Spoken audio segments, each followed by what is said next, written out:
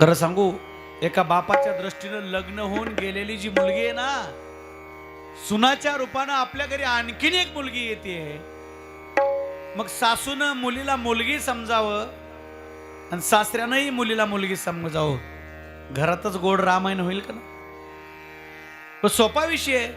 आपली कुणाला तरी द्यायची आहे आणि कुणाची तरी आपल्या घरी आणायची. नुसत्या कथा ऐकून काय उपयोग आहे?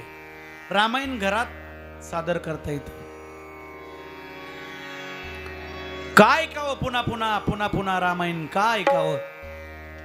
2% जरी रामायण रक्तात उतरलं तर वाद विवाद संपून जाईल आणि प्रेमानं घर नांदतील महाराज. अरे भावानी भावावर किती प्रेम करावं, सासून सुनेवर किती प्रेम करावं. नवे नवे सावत्र आईनं सुद्धा सावत्र मुलावर किती प्रेम करावं हे शिकवतं रामायण. रामायणाचा पाया म्हणजे त्याग. त्याग किती असावा हे रामायण शिकवतं.